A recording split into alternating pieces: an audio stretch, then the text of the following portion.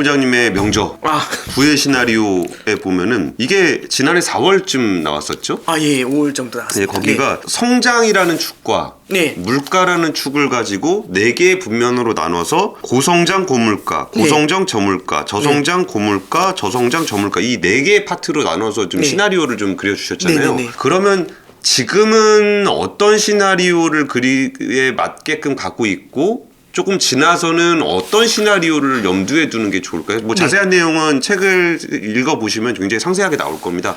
일단 저는 생각을 하는 게 이런 것 같아요. 일단 작년 초에는 물가가 올라온다, 물가가 올라오더라도 일시적이다라는 생각 때문에 고물가라는 쪽에 대해서는 별로 생각하지 않았죠. 고성장 고물가, 저성장 고물가라는 시나리오가 없어요. 사실 가능성이 낮았던 거죠. 그러니까 뭐냐면은 저성장 저물가, 고성장 저물가 이것만 바라봤던 거죠. 근데 지금 분위기는 고물가라는 시나리오가 확 펼쳐져 버린 거지 않습니까? 그럼 2개의 시나리오가 더 들어왔어요. 그러면 결국에는 우리가 처할 수 있는 환경이 4개가 된 거죠. 그쵸. 작년까지는 2개 정도 그러니까 저물가에 대한 시나리오 2개만 고민했는데 이제 4개의 시나리오를 같이 고민해야 되는 굉장히 복합적인 케이스가 돼버린 게 이제 1번입니다.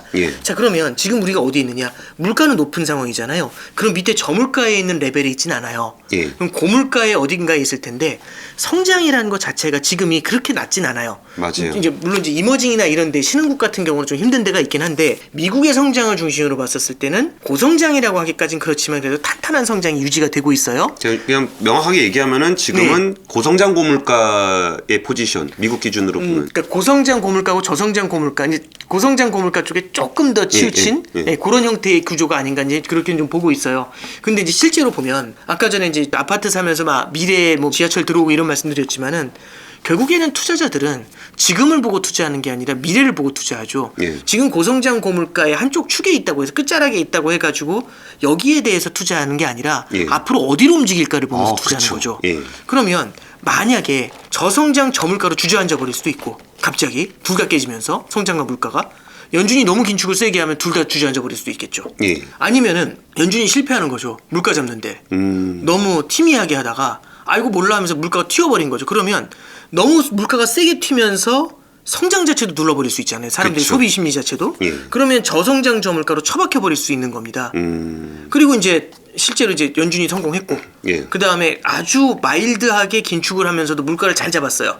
그리고 하늘이 도우셔가지고 갑자기 수혜주 운하가 뚫리고 원유가 펑펑 쏟아지기 시작하고 그래서 이제 물가가 낮아졌어요. 물가가 안정이 돼요. 그랬더니 고성장 고물가가 펼쳐질 수 있는 거죠. 이 고성장 고물가, 저성장 고물가 이 3가지 시나리오가 같이 이제 워킹을 할 수가 있는 것 같아요. 그런데 저는 일단은 이렇게 생각을 합니다. 첫 번째는 예전과 달라진 거는 연준은 물가를 잡아야 된다는데 확신을 갖고 있는 것 같아요. 이건 뭐하고 똑같냐면 저는 이제 고속도로 가다 보면은 평균 속도로 그 잡는 거 뭔지 아시죠? 그 속도 구간 속도 단속 너무 세게 달린 거죠. 80km인데 너무 세게 한 120으로 달려왔던 거죠. 노래하면서 막 즐겁게 막 대화하면서 너무 세게 달렸어요. 신난다 이러면서. 근데 갑자기 깨달았죠. 구간 단속이다 이거. 구간 단속이다 깨달은 거예요. 보니까 구간 단속 저 앞에 보여요. 그 마지막 기계가. 그럼 이 순간이죠. 그럼 나는 어떻게 해야 될까? 그럼 브레이크를 확 밟겠죠. 세게 밟겠죠. 그래서 30km로 해야죠. 아니면 내야 되니까. 그렇죠. 이제 그 느낌을 이제 가져가는 겁니다. 그러니까 연준은 뜨겁게 달려온 거예요. 물가에 신경을 안 쓰고. 물가에 신경을 안 쓰고. 근데 이제 구간 단속의 끝자락에 들어온 거잖아요. 그러니까 이제 긴축의 속도를 되게 빠르게 가져가죠. 어떻게 하려고? 얘를 갖다 안정적으로 통과시키기 위해서. 그러면 연준이 이제 물가를 잡겠다라고 나서게 되면은 고물가 국면에서 저성장 고물가가 가기는 쉽지는 않을 것 같아요. 저성장 고물가. 저성장 고물가 그러니까 결국에는 연준이 물가를 잡으면서 성장까지 위축시켜 버리잖아요. 그럼 저성장 저물가로 떨어져 내려갈 가능성이 있고요. 연준이 성공을 한다. 물가를 잡았어요. 그럼 물가를 잡는 데 성공했는데 성장이 살아있잖아요. 그럼 성장이 더 세게 나와주겠죠. 물가까지 안정됐으니까. 그럼 어떻게 되냐면 실물 경제의 수요가 올라오면서 다시 다른 형태로 물가가 올라올 겁니다. 이게 이제 다른 형태로 물가가 올라온다는 얘기는 실물 경제의 소비가 늘어나고 임금이 상승하고 투자가 늘어나고 이렇게 해서 이제 물가가 올라가는 아름다운 인플레이션이 찾아오게 되는 거거든요. 그런 이제 그림이 나타나겠죠. 그래서 저는 가능성이 있는 건 지금 많은 분들은 이제 저성장 고물가의 가능성을 좀 높게 보시는데 그쪽으로 잠깐 갈 수는 있지만 그것보다는 고성장 고물가 쪽이나 저성장 저물가 쪽에 조금 더 웨이트를 두는 게 맞지 않겠나 그런 생각은 좀 해봅니다. 알겠습니다. 지금 말씀해 주신 얘기는 사실 그 미국 기준으로 많이 얘기를 했는데 이런 상황은 이제 미국 사람들의 생각인 거고 네. 이런 현상이 나타났을 때 신흥국 같은 경우는 뭐 특히 한국을 바라봤을 때 미국의 저런 시나리오대로 움직이면은 한국에는 좀 어떤 영향을 좀 줄까요? 그러니까 한국 경제 같은 경우는 수출 의존도가 상당히 높은 편이죠. 그쵸. 그러니까 내수 시장이 크지가 않지 않습니까? 예. 수출 의존도가 크기 때문에 미국의 소비에 되게 이제 의존을 많이 하게 되는 거고 예. 미국이나 중국 G2의 성장에 굉장히 많은 의존을 하게 되는 거고요. 결국에는 저도 마켓 분석할 때 미국의 고용을 한국 고용보다 많이 보거든요. 보통 그렇죠. 예, 그럴 수밖에 없는 게 결국에는 미국의 마켓 사이즈가 우리나라에도 훨씬 더 크니까요. 예. 그래서 우리나라가 물론 이제 다른 일반적인 신흥국들보다는 외환 보유고도 많고 선진화된 건 분명히 있어요. 예. 근데 아직까지도 수출 의존도가 높다는 면에서는 미국 경제에 대한 의존도가 상당히 높습니다. 예. 그래서 미국의 금리 인상이나 이런 것들도 우리가 당연히 지켜봐야 되는 거고요. 그러면 미국이 저성장 저물가에 빠져들게 되면은 우리나라 같은 경우도 결국에는 수출 제조업이 힘들어질 수가 있어요. 예.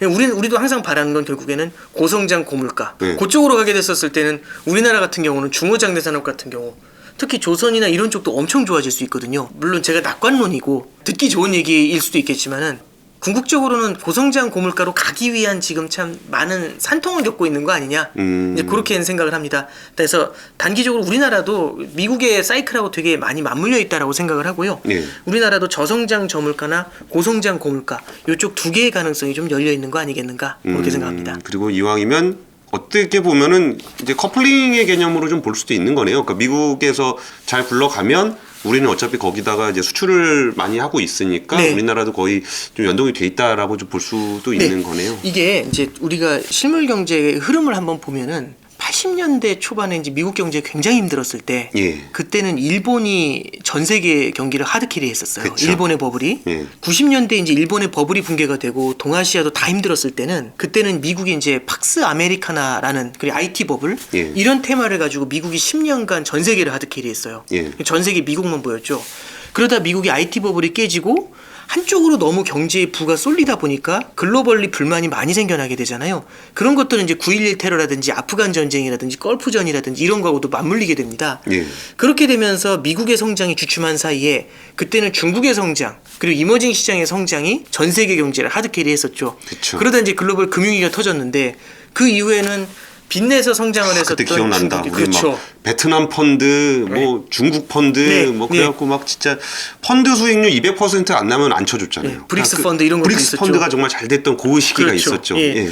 그래서 우리가 이제 돌아보게 되면은 브릭스가 전 세계 경제의 성장의 기관차다 이런 얘기가 나왔었던 거고 이제 글로벌 금융위기 이후에는 중국이라든지 브라질처럼 빚을 내 가지고 투자를 많이 했었던 그런 국가들이 굉장히 힘들어지고 맞아요. 오히려 이제 빚을 빠르게 청산을 하면서 성장이 돌아선 미국 경제가 지난 10년을 하드캐리 해왔던 겁니다. 그러니까 이제 지금 현재도 어느 정도는 미국 경제에 대한 포커스가 굉장히 크게 맞춰지고 있는 건 맞고요. 예. 뭐 나중에 이 성장의 축이 또 바뀔지는 모르겠지만 적어도 현재까지는 미국 경제의 성장에 전 세계가 상당히 의존을 좀 많이 하는 그런 그림이 아니겠는가 그런 생각을 좀 해봅니다. 알겠습니다. 그러면은 저희가 이제 아무래도 우리가 자본시장에 접근할 수 있는 부분들은 이제 주식이 좀 많으니까 네, 네. 그럼 이런 식의 상황을 정말 그 단순하게 이렇게 좀 단순화시키면 그 전에 그 연준에서 팬데믹을 극복하는 과정에서 저 금리도 낮추고 양적 완화도 많이 하고 있을 때 그럼 현재는 좀 별로지만 미래를 보고 가는 이제 자금 조달하기 좀 쉬워지는 상황이 되면은 기술주가 굉장히 좋다. 그래가지고 사실 뭐 적자가 나든지 안 나든지 뭐 기술주가 정말 천정부지로 올라갔었잖아요. 네네네.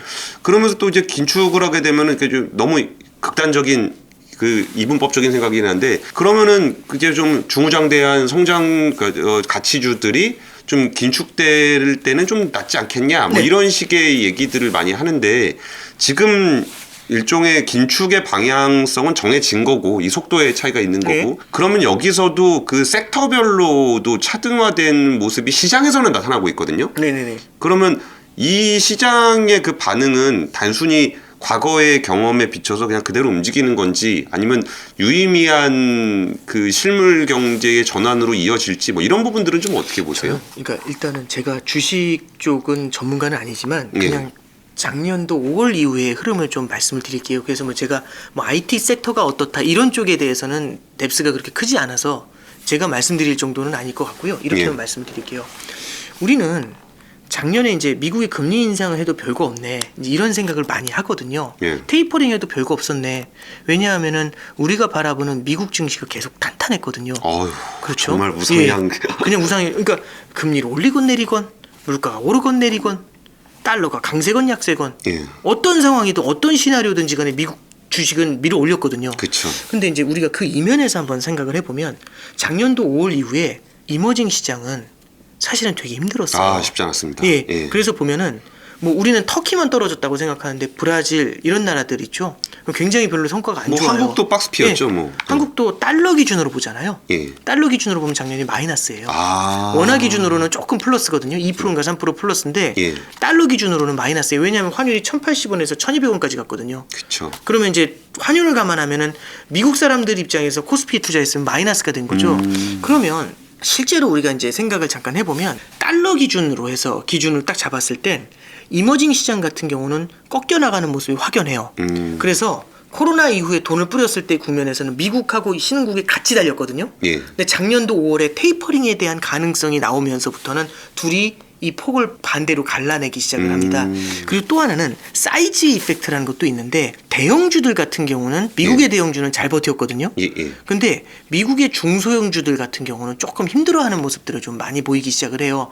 그래서 아마 최근에 뉴스에도 많이 나는데 아크 같은 경우도 굉장히 우리 좋다라고 했다가도 돈나무님. 최근에 예. 근데 최근에 보면은 성과가 거의 고점 박살났죠. 대비해가지고는 많이 예. 이제 하락을 했다 이제 그런 얘기들이 나오지 않습니까? 그러면 실제로 차별화가 굉장히 많이 되면서 빅테크라든지 말씀해 주셨던 그런 쪽으로의 자금 쏠림은 분명히 나타나는 것 같아요. 그래서 저도 결국에는 이 매크로 환경의 변화 연준 통화 정책의 변화 이게 그냥 우연의 일치냐? 예. 그게 아니라 유동성 환경의 변화가 결국에는 이런 이제 주식 시장에서도 섹터별까지 제가 막 다 분석하면서 유틸리틱, 세턴 어떻고 뭐 부동산 이렇게까지 말씀 못 드리지만 결국에는 사이즈라든지 아니면은 결국엔 선진국과 이머징 시장 이런 데서는 분명히 차별화, 예. 양극화 이런 것들도 만들어내고 있다. 이렇게는 좀 정리를 해드릴 수 있을 것 같습니다. 그렇습니다.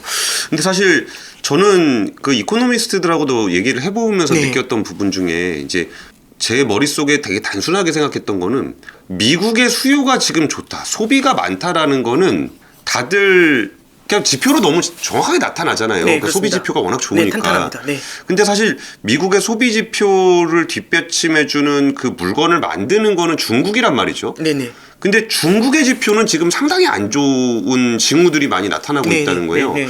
그러면 이게 결국은 여기서 만들어서 여기가 사고 이게 선순환 구조가 돼야 글로벌 경제가 잘 돌아가는 거라고 할 텐데 그러니까 미국은 저렇게 하고 있는데 중국이 꺾이면 어떻게 되는 건가 이런 부분들을 어떻게 좀 바라봐야 되죠? 그렇죠. 예, 되게 중요한 포인트인데요.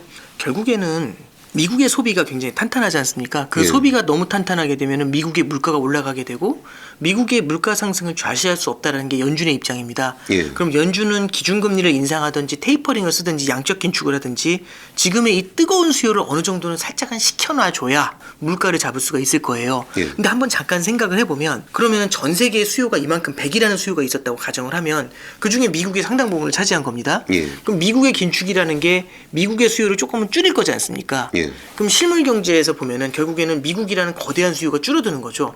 그럼 수요의 공백이 생겨요. 예. 그죠? 그러면 이게 결국에는 사는 사람이 없는 게 문제가 생기는 거잖아요. 예. 그럼 누군가 이 수요의 공백을 메워줘야 되는데 중국이라든지 이런 다른 나라의 소비가 올라와 줘야지 이 수요의 공백을 메울 수가 있거든요. 예. 근데 지금 중국 같은 경우도 이제 수출 제조업이나 이런 쪽 수출은 나쁘지 않은데 예, 예. 그건 이제 미국 경제가 워낙에 탄탄하게 성장을 하니까 근데 이제 내수 경제가 소비 경제가 굉장히 힘들어요. 그쵸. 그리고 이거하고 부동산 시장에 문제. 같이 맞물리는 거죠. 예.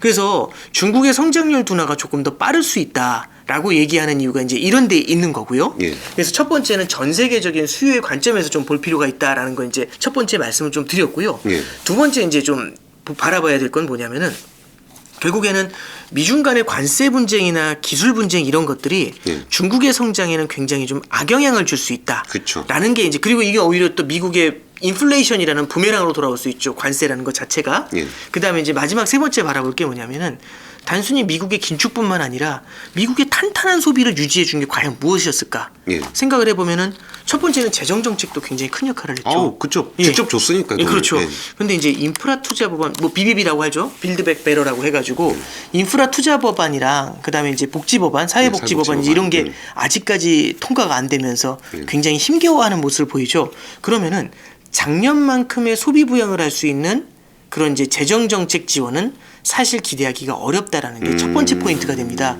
두 번째는 미국의 저축률을 바라봤을 때 우리 이제 미국의 저축률이 굉장히 높다라고 생각했는데 그 저축률이 지금 빠르게 떨어지고 있거든요. 아, 그래요? 네. 그러니까 이 저축률이 그러니까 뭐 쌓아놓은 돈이라는 게 아니라 지금은 이제 소득 중에서 얼마를 저축할 거냐라고 하면은 사실상 저축을 거의 많이 못해요. 예전 수준으로 돌아와 버렸어요. 작년에 이제 그 지원금 보조금 줄 때는 엄청나게 저축을 했었는데, 예, 그러면 이제 미국 같은 경우도 과연 그러면은 이 탄탄한 소비가 천년만년 이어질 것이냐. 그래서 미국에서 이제 연준도 프로젝션이라고 하죠. 미래 이제 성장률 예측을 보면은 올해 1, 2분기를 지나면서 조금은 이제 좀 완화가 되는 그런 모습들을 좀 나타낼 수가 있습니다.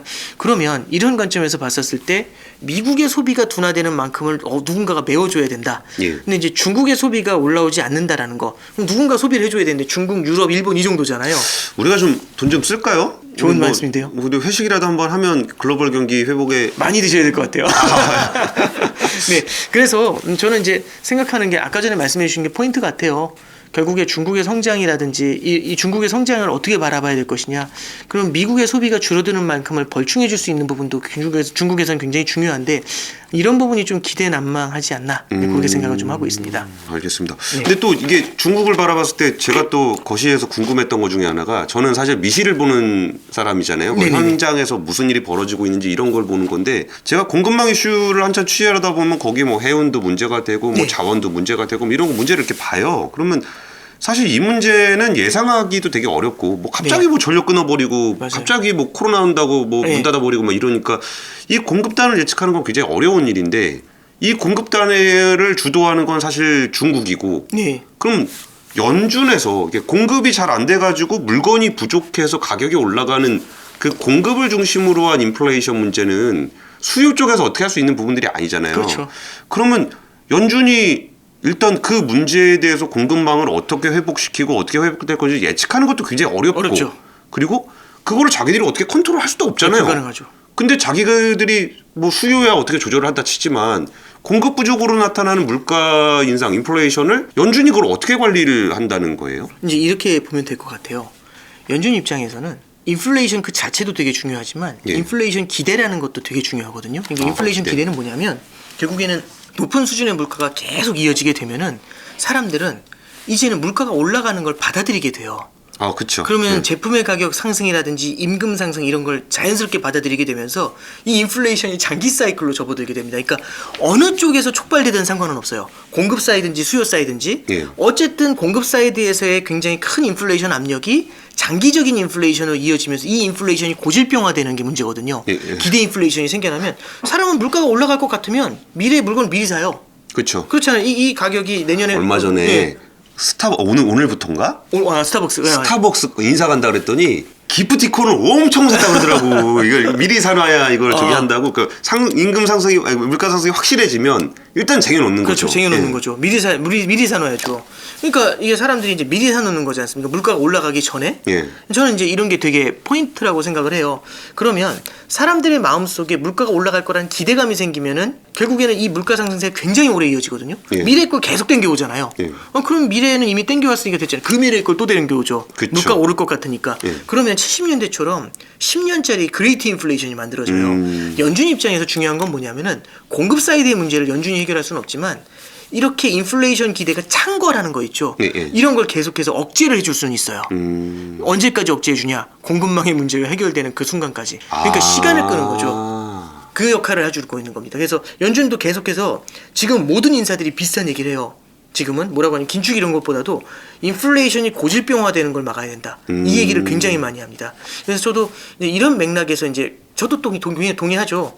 연준이 얘기한다고 중국에서 공급망이 풀리냐? 그러니까요. 근데 그렇지만 결국에는 미국 내의 인플레이션 기대가 자리 잡는 것들 있죠. 예. 이런 것들을 갖다가 계속해서 억제하는 그런 역할들은 할 수 있을 것 같습니다. 그러니까 수요 쪽에서 생겨날 수 있는 물가 인플레이션에 대한 기대를 좀 관리를 해주면서 계속적으로 이걸 그렇죠. 눌러줘야 네. 공급망 문제는 어떻게 할 수 없지만 어떻게든 공급망 문제가 풀리든 풀리지 않든 이쪽에서는 좀 시간을 벌어주면서 저 공급망 문제가 해결될 때까지 크게 이게 샥이 오지 않도록 관리를 해주는 게 중요하다. 그렇죠. 네네. 생각해보니까 그렇네요. 뭐 할 수 없다, 할 수 있는 게 없다고 해서 그럼 나 아무것도 안 할 거예요. 이럴 필요까지는 좀 그게 없는 것 같네요. 70년대에 네. 그랬었어요. 70년대에 그때 당시 이제 연준 의장이 아니 유가가 오르고 저 엘니뇨 현상 때문에 네. 멸치가 죽어서 수산물 가격이 오르는데 연준이 어떻게 하라는 얘기냐. 그죠. 그 얘기를 가서 했었거든요. 멸치를 대신 잡아줄 그래서 수도 없고. 그렇죠. 아무것도 안 했어요. 그래서 이제 뭘 만들게 되냐면 핵심 소비자 물가를 만들어라. 그건 뭡니까? 그러니까 그 원유 가격하고 예. 그 저기 식료품 가격은 빼라. 물가 산정할 때. 그걸 근원- 빼고 근원 계산해라. 인플레이션 그렇죠. 그게 얘기죠. 근원이죠. 그래서 근원이 등장해요. 그래서 그 두 개를 빼고 보니까 근원 인플레이션이 그렇게 높지가 않은 거예요. 봐라 괜찮지 않냐. 연준이 어떻게 그것까지 다 잡니? 이렇게 얘기를 했던 거죠. 그래서 70년대에는 여러 가지 이슈가 얽혔지만 연준이 인플레이션의 파수꾼이 돼야 될 연준이 아니 난 몰라 그건 내 거 아니야 이렇게 하는 순간 시그널이 온 거죠. 근원 인플레이션이 통계 조작하려고 만든 거예요? 지금은 되게 중요한 지표가 된 거죠. 그러니까 그 있잖아요. 나중에 그 기획재정부에서도 예. 물가 막 오르고 그러면은 제일 많이 오르는 거 빼버리거든.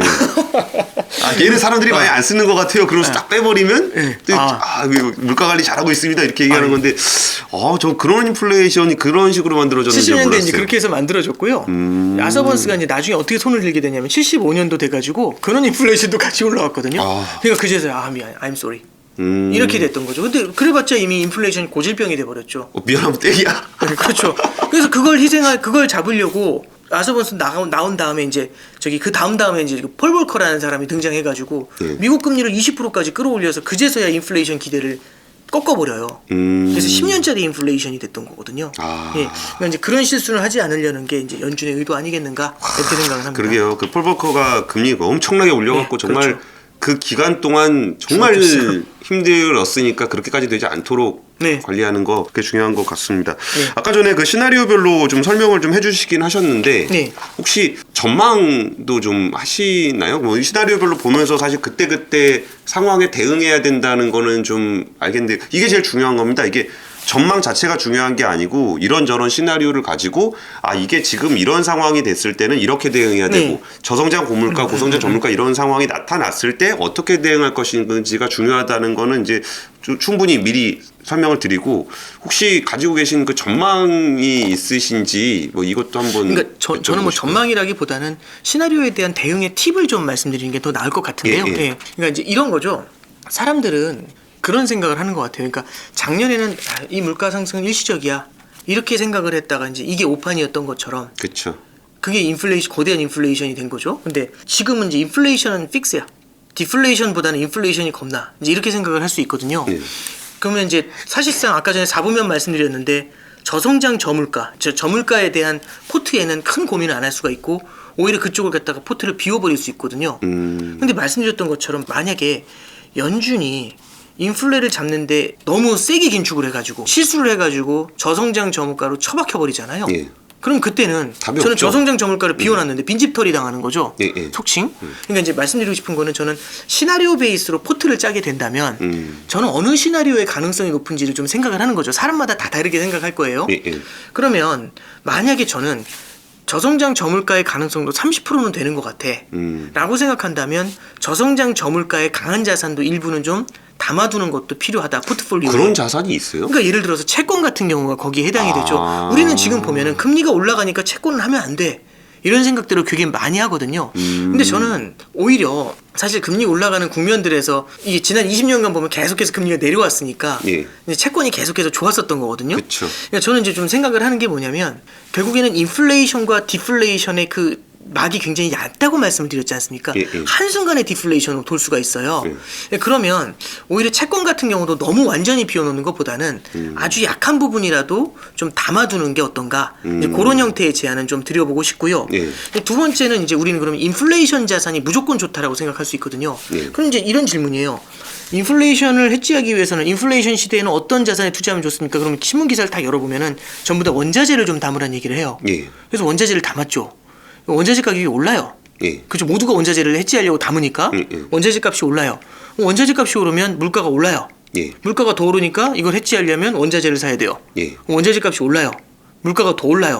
그럼 원자재를 해지하기 위해서 원자재를 더 사요. 네, 그러니까 뭐냐면 이런 걸 만들어내는 거죠. 물가가 오르니까 원자재 가격이 더 올라가는 거죠. 그렇죠. 참 신기하게 이제 그렇게 무언가 순환고리가 만들어지는 그렇죠. 순환고리가 만들어지는 거죠. 그런데 만약에 디플레이션으로 박혀버린다면 뜻하지 않게 우리는 인플레이션이라고 생각을 했는데 우리는 전부 다 우측에서 저기 온다고 생각하고 전력을 우측에다 다 집중을 해버렸는데 이쪽에 있는 보초병 한두 명도 다 이쪽으로 다 밀었거든요. 근데 만약 좌측에서 쳐들어오면 깜짝 놀라는 거죠. 그러니까 저는 매크로 환경의 가능성이 여러 개가 열린다는 게 난이도가 올라간다고 생각을 합니다.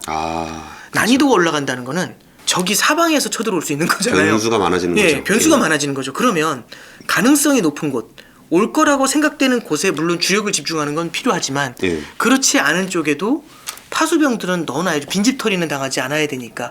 그러면서 언제든지 빠르게 이제 이렇게 포트폴리오를 전환할 수 있는 유연성 이런 것들이 올해는 좀 매크로 차원에서 필요하지 않겠나.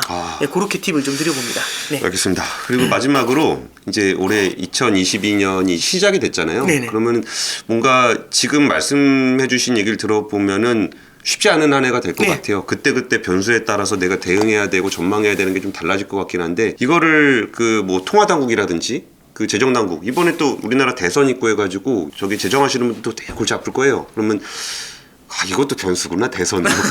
그러니까 통화당국, 재정당국 어쨌든 공무원분들일 거고 그리고 이제 일반 그 자본시장 참여하시는 분들에게 뭐 마지막으로 올해에 대해서 뭐 한 말씀 해주신다면 좀 어떤 얘기를 좀 해주고 싶으세요? 통화 및 재정당국은 워낙에 또 전문가분들이시니까 제가 드릴 말씀이 별로 없을 것 같고요. 그러니까 저는 이제 일반 투자자분들에게는 방금 전에 이제 말씀을 드렸던 것처럼 우리가 이게 매크로 환경이 빠르게 바뀔 수 있다라는 거는 그만큼 변수가 빠르게 늘어날 수 있다라는 거고 우리가 작년에는 안 봐도 됐던 것들을 좀 이렇게 바라봐야 될 때도 되지 않나 이제 그런 생각이 좀 듭니다. 그래서 참 어려우시겠지만은 스터디를 조금 더 많이 하고 저는 이제 이런 방송들을 통해서 그런 스터디를 좀 많이 접하실 수 있다라고 생각을 해요.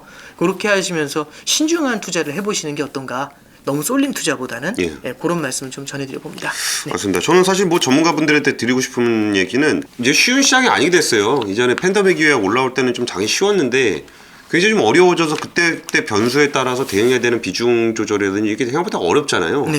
그럼 저는 이런 거를 좀 전문가분들이 펀드라든지 그런 간접 투자 상품들을 통해서 좀 많이 만들어 주셨으면 좋겠어요. 우리가 그동안 펀드에다가 돈을 이렇게 펀드에서 자금이 계속 빠져나가는 이유도 우리가 뭐 내가 해도 그거보단 잘하겠다 마인드가 있는 거잖아요. 그러면 이렇게 변수가 많고 신경 써야 되는 게 많을수록 전문성이라는 건 오히려 좀 더 드러나게 될 거고 그런 시장을 좀 전문가분들이 간접 투자 상품으로 이런 시장 대응할 수 있는 상품들을 많이 만드셔서 그분들에게 수수료를 주는 게 아깝지 않게 그리고 그 시장에 대해서 내가 변수를 다 바라보지 않고 저분이 저렇게 하겠구나 라는 거를 기대하면서 좀 마음 편하게 투자할 수 있는 그런 식으로 이제 금융시장의 금융 상품들도 좀 다양했으면 좋겠다라는 생각이 좀 들긴 합니다. 쉽지 않은 한 해가 될 것 같습니다. 변수도 많고 뭐 정치적으로도 경제적으로도 뭐 다양한 이슈들이 좀 있을 것 같은데 저희가 올해는 좀 몇 번 좀 모실게요. 변수가 조금 생기게 되면은 그때 한번 모셔서 거시 얘기를 좀 들어보는 시간을 좀 갖도록 하겠습니다.